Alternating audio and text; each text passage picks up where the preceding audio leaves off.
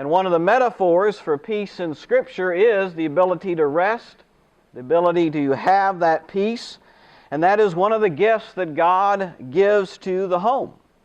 And so it's highly important for us to figure out how to access that gift and to cherish that gift in our own families, particularly when we're dealing with our children, knowing how vain it can be for that to happen, that you rise up early and go late rest, eating the bread of anxious toil, and yet in all of it, God still can give and does give that gift of rest, that gift of sleep, that gift of peace.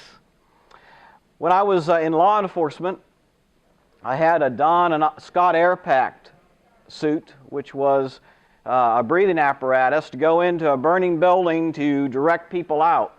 And as I went in there, a lady met me, and she was in a frantic state, and she tried to grab my breathing mask. And I remember pushing her to the wall and leaning into her so she could hear me, and I said, "Stop wasting energy. I know the way out. Follow me." And immediately she calmed down and followed me out, and she got out of the building. I've often reflected on that's pretty much what God says to His parents that He has put in charge. Stop wasting so much energy, He's saying in this passage. I know the way out, follow me.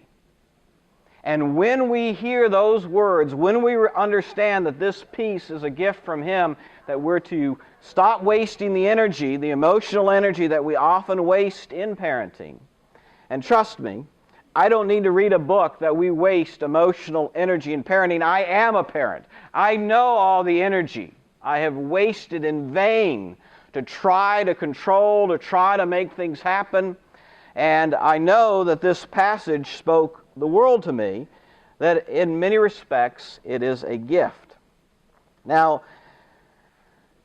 I've often reflected, why on earth would anyone ever want to teach a course in how to parent when, number one, they're still a parent? I have 3 children.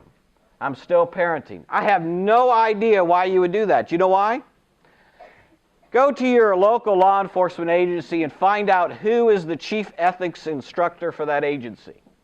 And you'll find a brave soul. When I was in law enforcement, the way I became the chief ethics instructor for my agency was because nobody else wanted the job. As soon as you start to say, I'm this ethical guy and I know ethics, guess what? Everybody expects you to live up to it. And guess what? You become a target. Well, he's so ethical, why did he do that? Or why didn't he do this? And the same way is with parenting. When people try to explain parenting principles, it's always difficult because they become a target.